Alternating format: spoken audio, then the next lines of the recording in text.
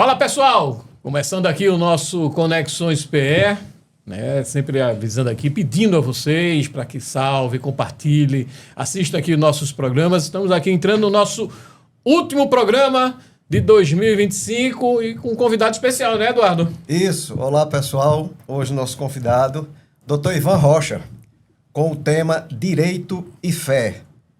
Dr. Ivan tem graduação em Direito pela Universidade Católica de Pernambuco, graduação em Administração pela UPF, FECAP, graduação em Teologia, especialização em Direito Civil pela Universidade Federal de Pernambuco, mestre e doutor em Administração pela Universidade Federal de Pernambuco, é sócio da ADC Advogados, foi professor universitário em Direito Desportivo da Faculdade Boa Viagem, foi professor da Catholic Business School na área de liderança em 2020 e é bispo da Diocese do Litoral Sul de Pernambuco e reitor da Catedral da Reconciliação da Igreja Episcopal Carismática do Brasil. Doutor Ivan Rocha, muito obrigado pela participação, pelo aceite do nosso convite e vamos lá, vamos às perguntas. Eu que agradeço, o privilégio é meu, mas esse currículo aí não vale nada. A melhor parte do currículo é que você faltou dizer, alvirrubro. Eu acho que é melhor do que mestrado, doutorado, essas coisas, tem que ser alvirrubro. Mas você não disse o que é mais importante. Doutor Ivan, claro que a gente vai começar primeiro a parte, eu queria conversar sobre o direito.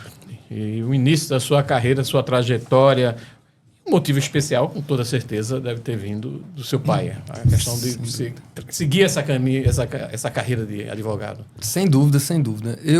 Meu pai é advogado, eu sempre quis ser advogado, dizia desde pequenininho que queria ser advogado para seguir os passos dele. E minha mãe, ela sempre trabalhou na área social. Na época do governo de Caso Wilson, ela foi a presidente da Cruzada de Ação Social que antigamente tinha. Então, e depois disso ela fundou uma creche e depois trabalhou na Fundação CDL Recife, que é aquela fundação que era a antiga Fundação de Amparo ao Menor.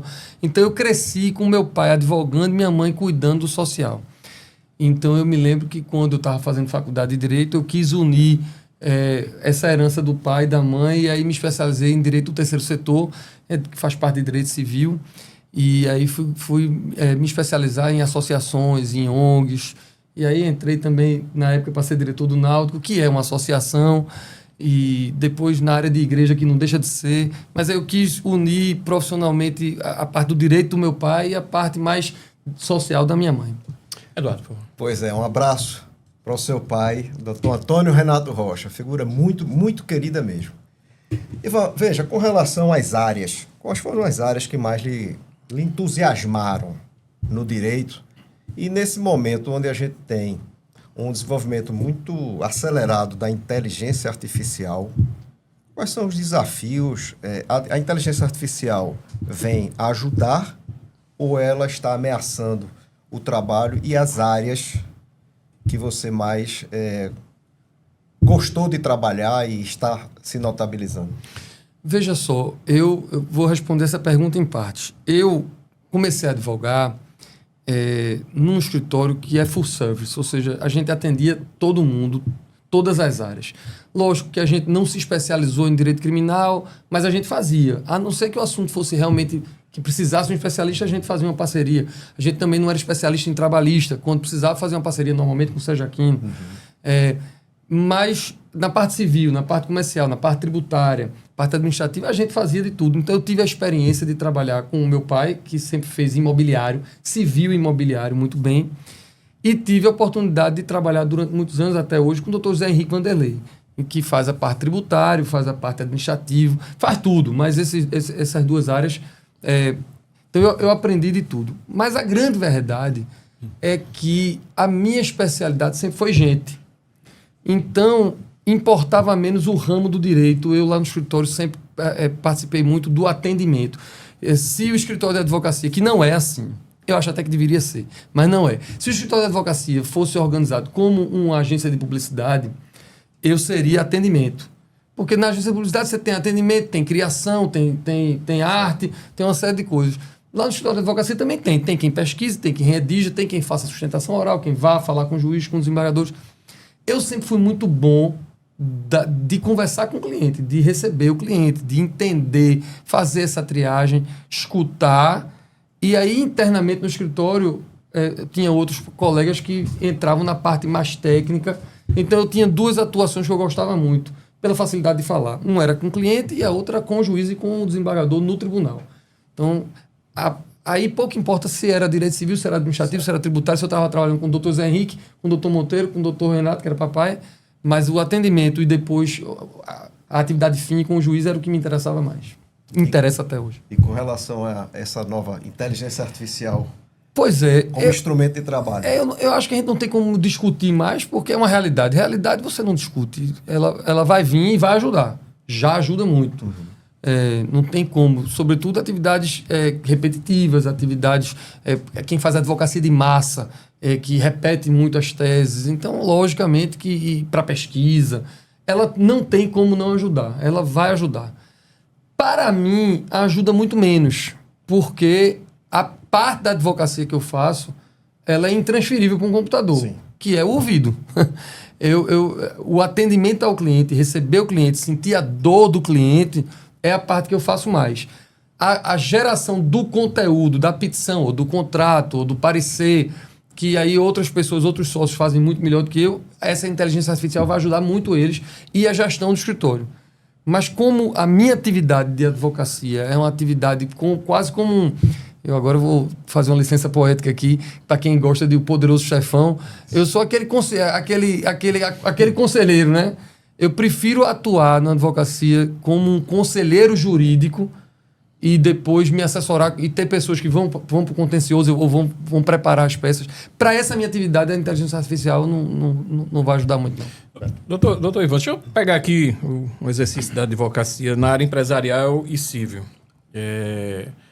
Quais foram os grandes desafios e quais são os próximos desafios grandes para essas duas áreas? Olhando para um Brasil com todos os seus problemas e tudo mais. Não sei se todo mundo vai concordar comigo. Na minha visão, o grande desafio é que nós ainda somos muito contenciosos.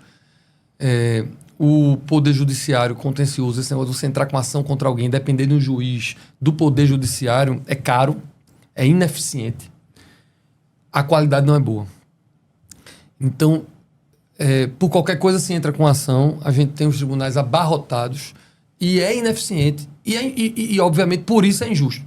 Já é injusto, independente do cara ganhar ou perder, porque o tempo que se gasta e o valor que se paga para entrar com ação, para manter uma ação, esse é o desafio. Nos lugares, eu imagino, creio, pelo que eu leio, que nos países que estão mais avançados nisso, a gente trabalha mais mediação, mais arbitragem. Antes de chegar na arbitragem, trabalha mais conciliação, o preventivo.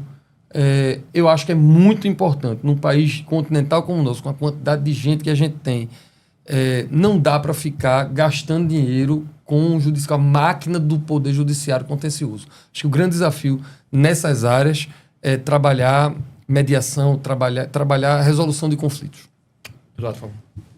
Veja só, você falou muito em gente, né, escuta. Como você tem visto hoje o empresário com relação a essa conscientização da sustentabilidade, né? O ESG, da ética, tá certo? E da responsabilidade, né? Da responsabilidade social mesmo. Como é que você tem visto as empresas, e claro, os empresários, porque de alguma forma eles são parte do processo decisório, né? Veja, isso é uma realidade, não tem como fugir disso. As grandes corporações já entenderam que ou se responsabilizam socialmente ou tratam a governança nesse modelo ESG ou vão perder competitividade. Isso, para mim, é um fato. Eu acho que o grande desafio é fazer com que isso seja mais real e não para inglês ver, não para o investidor da Bolsa ver, não para colocar nos balanços sociais, ainda que seja bom isso. Para mais do que um indicador, para que isso seja verdadeiro, coerente. Eu acho que o desafio é esse, porque a parte de marcadores já existe. Então, quem não tiver isso vai perder competitividade.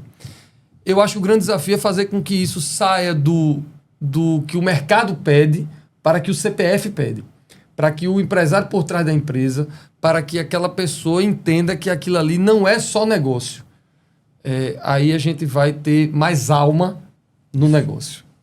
Até porque o CNPJ, todo ele é feito de CPF, né? Exatamente. Então, todo mundo já entendeu que para o CNPJ da empresa precisa ter uma governança, precisa ser ESG, precisa ter responsabilidade social, precisa ter um balanço social.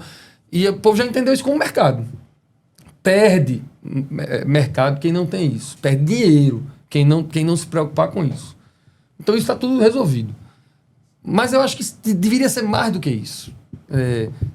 A alma do negócio está quando você coloca o coração nele. E aí é um CPF, não tem CNPJ. Ali é o empresário. Ali é o executivo, o bom executivo, que vai fazer aquilo ali para além do impacto econômico, financeiro e jurídico que vai ter. Vai fazer pelo impacto social. Humanizado. Humanizado, exatamente. Doutor Ivan, vamos falar um pouco agora, nossa segunda parte aqui, no nosso tema que é direito e fé. Eu queria que o senhor dissesse aqui para a gente qual foi o momento em que o chamado para o ministério religioso surgiu na sua vida. Aí tem que fazer um resumo grande. O momento que o chamado veio foi criança. Eu estudei, você estudou no Nóbrega, não foi? Foi no Nóbrega. Tu estudaste não, no Marista não. No Marista.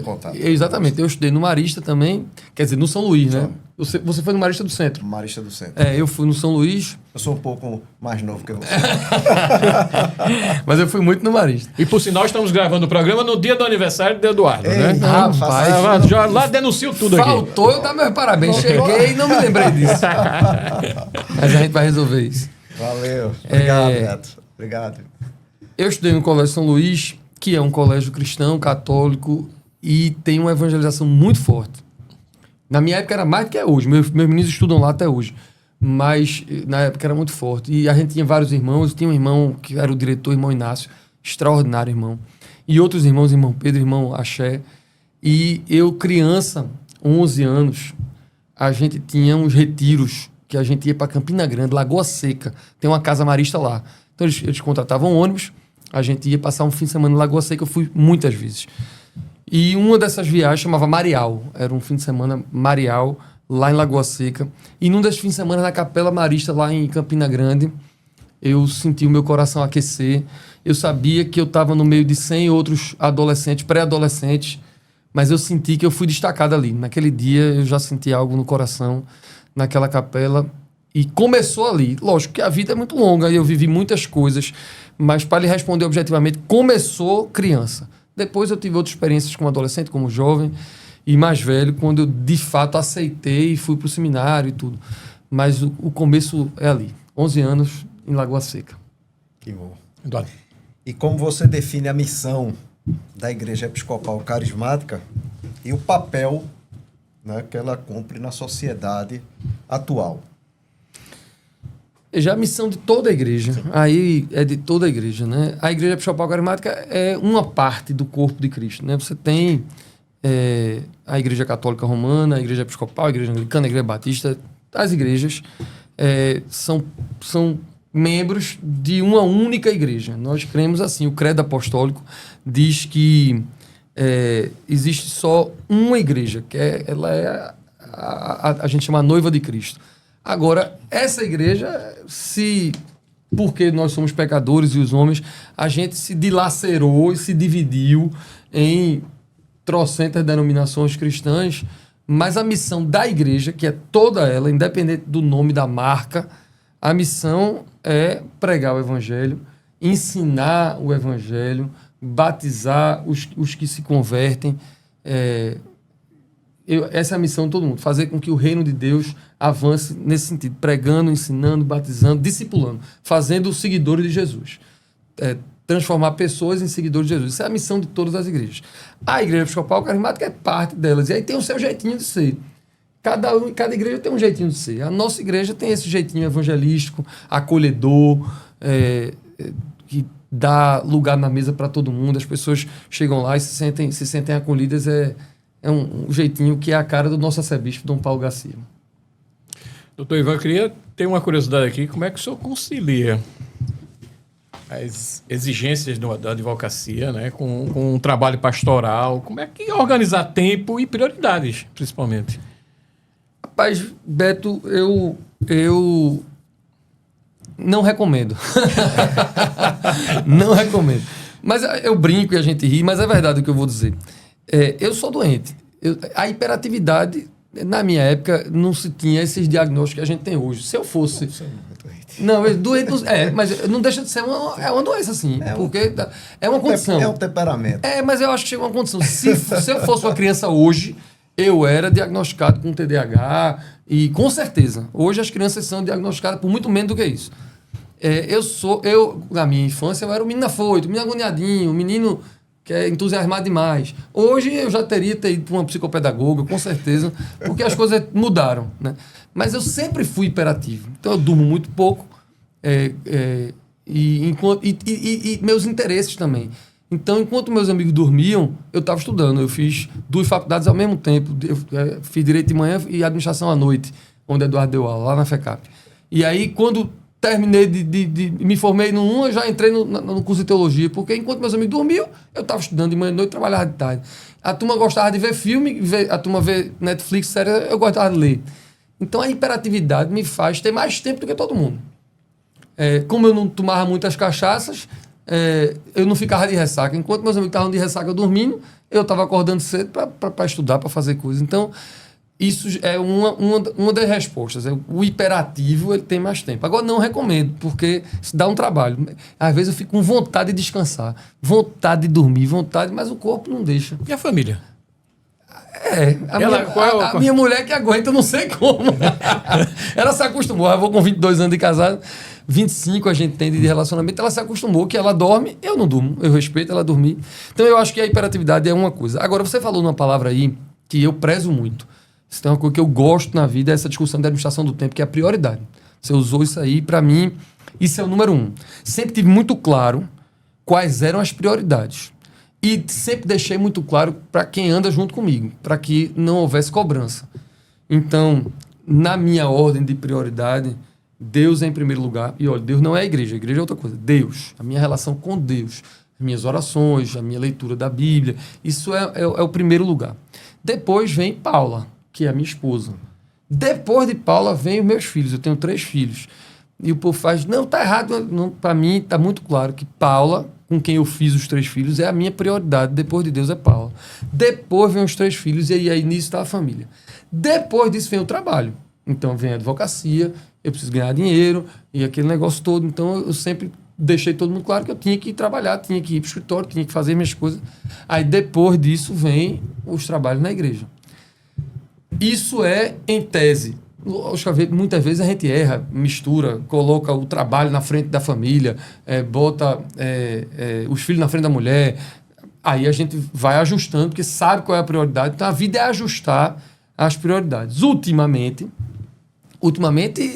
mesmo, esse ano. Não estou falando de 3, 4 anos atrás. Eu já sou pastor há muitos anos, mas ultimamente, porque eu fui sagrado bispo, e aí eu não tomo conta mais de uma igreja, eu tomo conta de 11 igrejas no litoral sul de Pernambuco. Então, eu tenho dado mais tempo à igreja do que ao escritório, mas isso está sendo feito paulatinamente e conscientemente. Não é na doidice. As minhas prioridades estão dando um shift, porque eu entendo que há uma necessidade de que eu esteja muito mais presente na área ministerial e a gente está fazendo aqui esse ajuste de prioridade. Equilibrando as prioridades. O que antes eu dava 80% no escritório e 20% para a igreja, tinha virado 70-30, aí virou 50-50. E eu acho que à medida do tempo... Eu digo acho porque as coisas mudam, né? Deus dá direções diferentes. Mas é possível que com a idade isso vá desequilibrando porque a necessidade do ministério é muito grande. Uhum. Eduardo.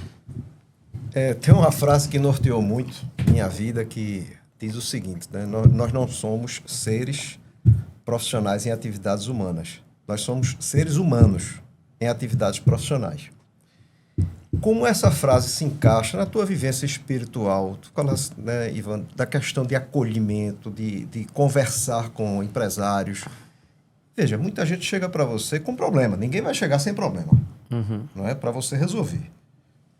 Como isso tem acontecido? Essa tua vivência espiritual, esse teu acolhimento, você, na prática, não deixa de ser, entre aspas, um psicólogo e um psiquiatra para atender não só aquela demanda judicial, falando, tecnicamente falando, mas também aquele ser humano que está chegando ali, muitas vezes com muita ansiedade e muito preocupado. Isso eu herdei 100% do meu pai. Meu pai, a gente brinca, tira onda, mas assim, é aquela brincadeira que tem fundo de verdade, né? Meu pai era muito mais do que um advogado. Os clientes do meu pai são clientes do meu pai há 30, 40 anos. O vínculo é muito forte porque papai não cuidava só da empresa ou do negócio. Papai sempre cuidou da pessoa. Então as pessoas chegavam lá para contratar papai para fazer isso. Veja, eu estou contando uma história que se repetiu muitas vezes. Isso não é uma história. As pessoas chegaram lá para contratar papai para fazer um divórcio. Papai atuava na área de família. E saindo lá com uma ficha para o encontro de casais e saía de lá casado. Isso aconteceu várias vezes, porque papai não estava preocupado com o dinheiro de ser contratado para fazer o divórcio, ele sempre se preocupou com a pessoa. E quando ele via que aquele divórcio tinha chance de voltar, várias vezes. E aí o povo, quando acontece um negócio desse, papai vira advogado daquela pessoa pro resto da vida, porque cria uma confiança muito grande. Então, há clientes de papai que eu conheço desde que eu era criança, que são clientes até hoje, porque papai salvou o casamento do cara, papai, o cara foi lá contratar papai para deserdar o filho, fazer um testamento, não sei o quê, e papai restabeleceu o relacionamento dele com o filho. Tem histórias de 3 irmãos que herdaram uma herança do pai, mas estavam brigando entre si, cada um tinha um advogado e iam brigar, iam acabar com a herança do pai, ninguém ia ser feliz. Os 3 disseram que confiavam em papai. Todo mundo contratou papai para fazer a divisão certa. Então, papai fez a divisão dos 3, virou advogado dos 3 e é amigo dos 3 até hoje. Negócio de 30 anos atrás. Veja, isso tem um preço. Eu crescer vendo isso tem um preço que não vai. Então, eu cresci entendendo que, mais do que uma solução jurídica, eu precisava entender o humano que estava ali. Então, eu acredito que isso virou... é até ruim dizer isso, mas eu vou dizer. Isso virou como é que eu chamo? O que me diferencia no mercado. Um diferencial de negócio mesmo. Porque eu sei que nem todo mundo faz isso que eu faço. Então, veja, a gente está aqui em casa, eu vou dizer, se depois você corta, se não for para sair. Mas ontem, eu e Eduardo, porque a gente atua muito em parceria, Eduardo consultor, eu sou advogado, nós estávamos atendendo um cliente ontem, que é cliente Eduardo e meu cliente. É meu cliente porque Eduardo indicou. E nós estávamos numa reunião ontem. E a reunião tinha uma questão técnica, tinha uma questão jurídica, tinha uma questão econômica, que é o que Eduardo estava vendo. Mas na reunião, eu olhando para Eduardo olhando para mim, eu entendi que para o cliente tinham umas soluções que iam ser menos estressantes ou menos gravosas para ele, para a saúde física dele. Então, a solução que a gente entrega jurídica, porque era uma solução jurídica, também passa por entender o que é melhor para aquela pessoa. Se fosse um outro cliente com 20 anos a menos, com a saúde boa, começando a vida, talvez eu tivesse dado uma solução diferente da que a gente sugeriu. Mas eu sugeri porque eu não estou pensando numa solução jurídica que um chat GPT vai dizer o que é melhor. Eu estou pensando numa solução jurídica para aquela pessoa, na fase da vida que ela está, e eu sei o que ela está passando. Para ela é melhor entrar numa briga agora, para ela é melhor pagar uma conta e fazer um acordo. Para ela... Você está entendendo o que eu estou falando? Isso, para mim, é um diferencial que eu herdei do meu pai, e essa é a humanidade. Foi muito bom. Isso é a minha advocacia, eu acho que é diferente por conta disso. Deixa eu trazer um pouco dessa pergunta do Eduardo, para que a gente falasse assim, do papel da fé no ambiente empresarial e nas relações de trabalho. Isso que o senhor vem conversando aqui com a gente, vem falando, a gente não vê muito isso nas empresas, a gente não sente isso nas empresas. Deveria ser mais atuante, deveria acontecer mais isso. Vamos separar aqui as coisas, veja. Em relação a esse atendimento mais humano, sim. Sim. Eu acredito nisso. Eu acredito nisso, inclusive, como diferencial no mercado, um mercado de inteligência artificial, um mercado computadorizado e tudo. Quanto mais humano, eu acho que mais pessoal, mais diferente, e você tem condição, inclusive, de cobrar mais por isso. Como estratégia de negócio. Então, a resposta é sim.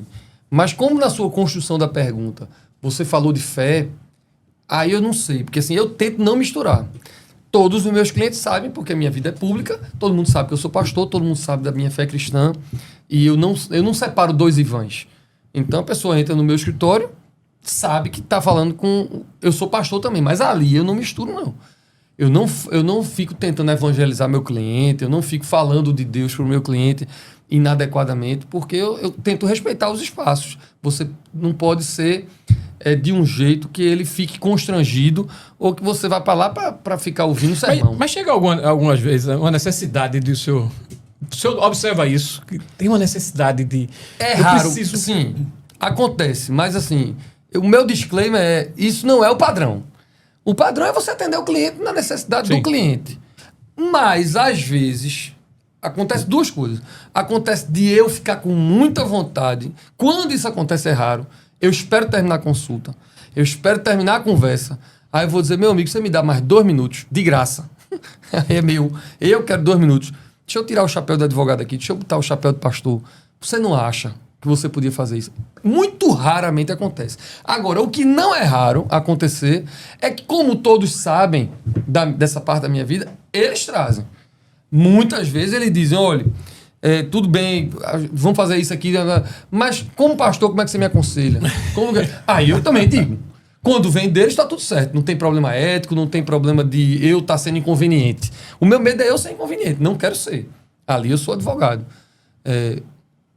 Mas quando vem deles, aí acontece.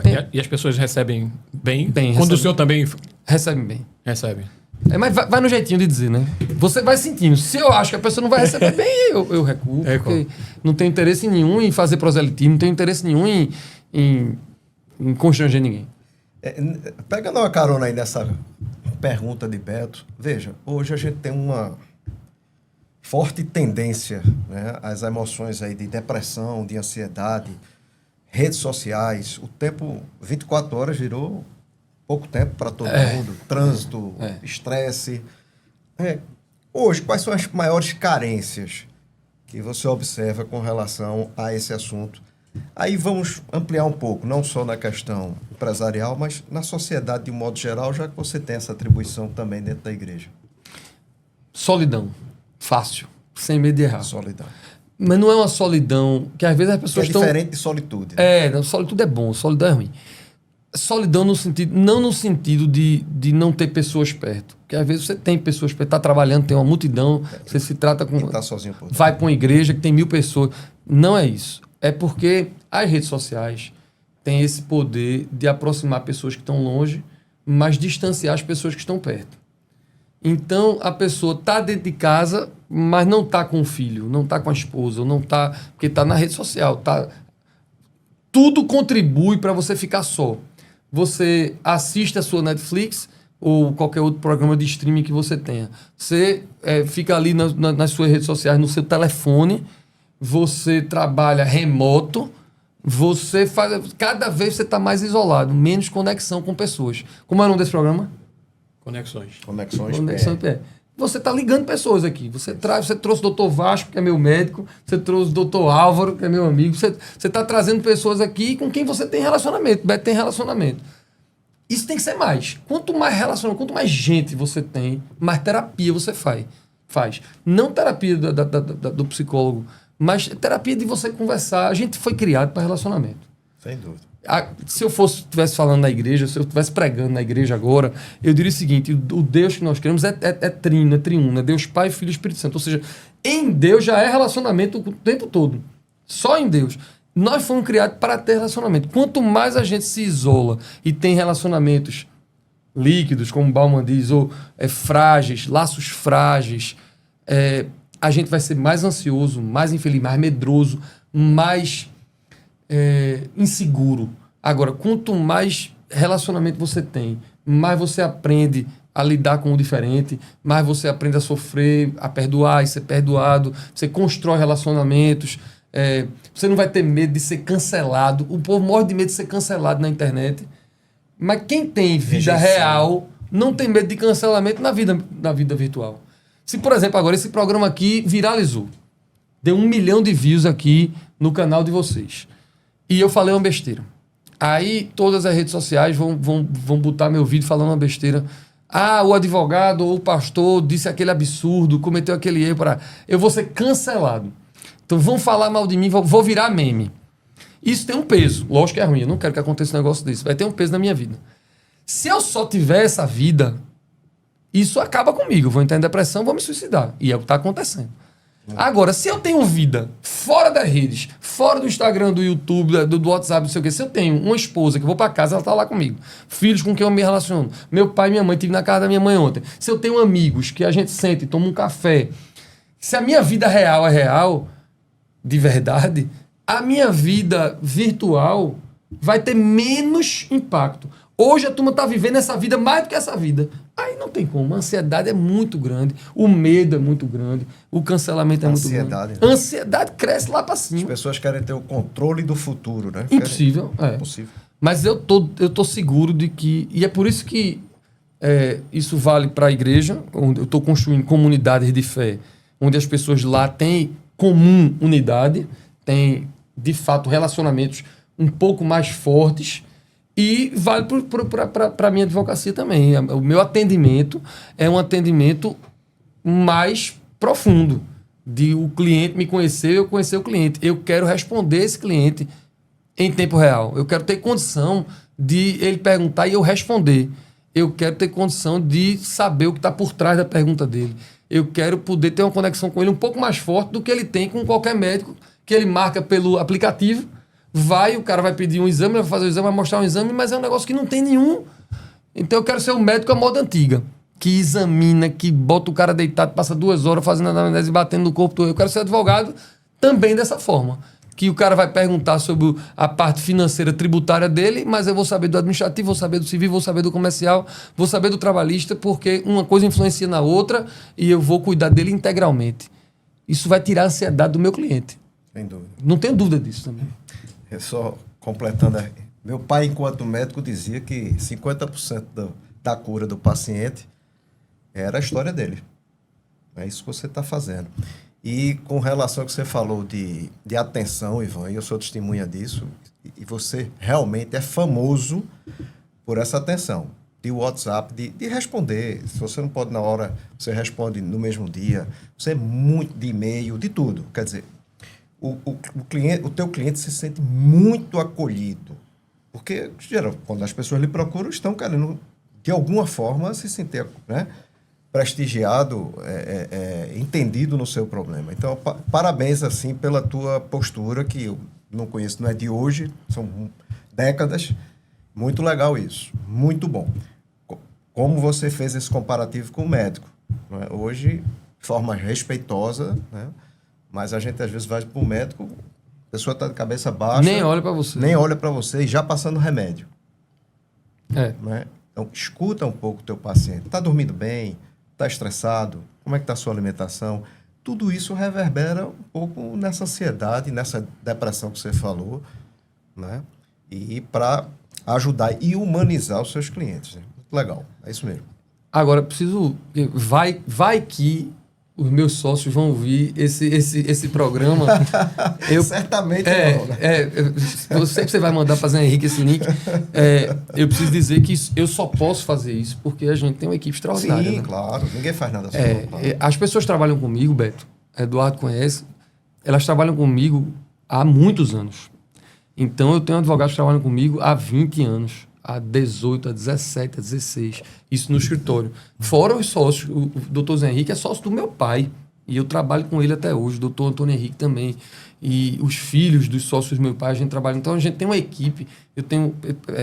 Eu tenho condição de fazer esse atendimento e de dar essa atenção, porque aqui eu tenho doutora Juliana, doutora Ana, doutor Anderson, você conhece, trabalham comigo há muitos anos, que eu pego essa demanda, ouço a pessoa e mando, e tem alguém pesquisando, tem alguém fazendo a petição, tem alguém entregando o contrato para que eu possa dar essa atenção pessoal.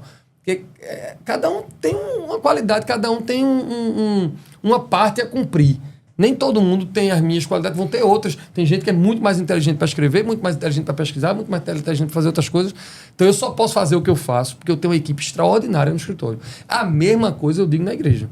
Eu só posso liderar como eu lidero a minha diocese, a minha igreja, porque eu tenho uma equipe pastoral extraordinária, que faz milhões de coisas que eu não faria nunca, porque eles têm muito mais capacidade do que eu para fazer. Então, esse negócio de trabalhar em equipe, vocês trabalham em equipe aqui. Isso funciona. É uma engrenagem, né? É uma engrenagem, que ou você tem essa intencionalidade, isso não pode ser por acaso. Isso tem que ser intencional. A família é uma engrenagem. Veja, eu sou casado com Paula e nós temos 3 filhos. E é uma dificuldade para ela, porque são 3 homens. Caio, Davi, Caio e Davi. Ivan com 19, Caio com 17, Davi com 15. 3 figuras. Então, para a casa, fora a minha cadela, né? Tem que falar. Eu tenho uma cachorra e um gato, os vira-lata, que a gente adotou. Para a casa funcionar, os meninos, os animais, a feira, a comida, a família, só funciona porque intencionalmente a gente é um trabalho em equipe. Perfeito. Qual é o meu papel? Qual é o papel de Paulo? Qual é o papel que cada filho tem? Desde o começo a gente incluiu eles nas tarefas e o que é que... para poder essa harmonia acontecer. Então, seja no escritório, seja na igreja, seja na família, nas amizades. Essa intencionalidade de não ficar só, de não se isolar, não se alienar, intencionalmente trabalhar em equipe, é muito bom. Aí tem uma frase, que é essas frases que Eduardo é que gosta dessas frases de Peter Drucker, que está aqui atrás. Eduardo é que gosta desse negócio, tem paciência para essas coisas. Faz parte. Faz parte. Tem uma frase que eu não sei quem foi que cunhou, mas muita gente usa, mas que eu acho extraordinária, que é: você quer ir rápido, vá só. Mas quer ir longe, vá acompanhado. Muito boa. Isso é muito bom. Porque realmente eu sozinho, eu faria coisas na igreja com muito mais aceleração, eu tomava decisões mais rápido. E em casa, se eu decidisse tudo na minha casa, eu faria tudo mais rápido. No escritório, com certeza. Mas eu estou nesse escritório desde 1997. Faça a conta há quantos anos eu estou lá. Vai fazer 30 anos Sim. que eu trabalho no mesmo escritório. Eu não quis ir rápido, eu quis ir longe. Eu estou nessa igreja desde que eu tinha 5 anos de idade que meus pais chegaram lá. Porque eu não quero ir rápido, eu quero ir longe. Eu estou há 25 anos com o Paulo, há 22 de casado. Porque o meu objetivo não é ir rápido, não são as conquistas. É um processo, né? É um processo. Outra frase. Eu não estou para ganhar a corrida de 100 metros rasos. Perfeito. Eu estou para correr uma maratona de 42 e aguentar até o fim. Para isso, tem que ter equipe. Tem que estar junto. Eu acho que esse é um grande negócio. Doutor, você falou dos filhos, eu queria aqui que o senhor tentasse passar uma mensagem para os jovens. E como é que ele equilibrar carreira, propósito e espiritualidade? Beto, eu vou tentar fazer isso para o jovem da seguinte maneira. É difícil fazer isso numa resposta num podcast, né? Porque são aulas, são coisas muito filosóficas. Mas eu acho que para ajudar, acho que uma dica prática para ajudar é você tentar, o máximo que você puder, não departamentalizar a sua vida. Você não tem uma vida secular e uma vida espiritual. Você não tem uma vida familiar, uma profissional e uma pessoal. Você tem uma vida só. É feito corpo, alma e espírito, que a gente só divide para efeito de estudar. Alguém está estudando o corpo, Sim. alguém está estudando a alma. Mas veja, na verdade, a gente é uma coisa só. Nós somos seres integrais. Então, quanto mais você misturar o seu trabalho com o seu propósito, com a sua família, com a sua vida profissional, quanto mais você for uma coisa só, mais inteiro você chega em todo canto. Então, eu tenho muitos defeitos, muitos problemas. Minha mulher, quando for ver esse programa, ela vai dizer: vão achando que é bonzinho, vão achando que é fácil. Não. Eu tenho muitos problemas, mas eu me livrei de um problema, que é, eu não preciso usar máscaras. Então, por exemplo, quando eu era diretor do Náutico, eu fui diretor do Náutico por mais de 10 anos. Fomos. Comecei com o Eduardo lá em 2001. Aliás, em 2000, André, né? 2000. Quando o André assumiu lá no final de Fred, a gente entrou no Náutico, depois Sérgio Aquino, presidente, você vice, e a gente ficou lá muitos anos trabalhando no Náutico. Então, lá no Náutico, eu não era o diretor jurídico do Náutico, o vice-presidente jurídico do Náutico. Todo mundo sabia que eu era o vice-presidente jurídico do Náutico, que eu era advogado e que eu ia para a igreja. Na igreja, eu não era o pastor da igreja. Todo mundo sabia que eu era advogado, que eu era alvirrubro, porque a minha vida é pública em todo canto. Então, eu não precisava botar aqui eu sou cristão. Lá eu sou alvirrubro. Aqui eu sou profissional. Em todo canto era uma coisa só. Então isso facilita muito. Quando você tem uma vida, um comportamento com os amigos, outro comportamento em casa, outro comportamento no trabalho, Não funciona. você vai pirar. Veja, eu sei que aqui não é o espaço, mas rapidamente.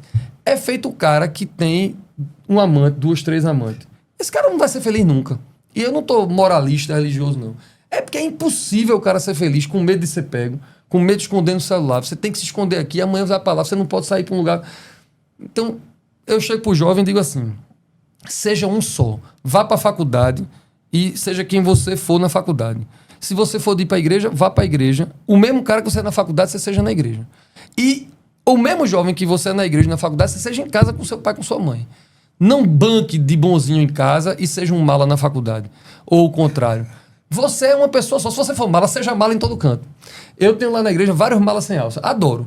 Prefiro muito mais o cara que chega lá, que mala, malandro, tirador de onda, mas é autêntico, do que o cara que eu sei que é mala e que fica ali bancando de bonzinho. E olhando para o futuro, tanto no direito quanto na igreja, quais são os seus sonhos, projetos para os próximos anos? Não sei. Está em construção. Eduardo, eu sempre fui de planejar. Você é o cara do planejamento, eu sempre fui de planejar. Planejei muitas coisas na vida. Muitas coisas que eu planejei eu consegui conquistar, outras eu não consegui conquistar. Mas, ultimamente, como eu estou meio numa transição, eu não estou sabendo planejar. Vai chegar uma hora que eu vou precisar planejar.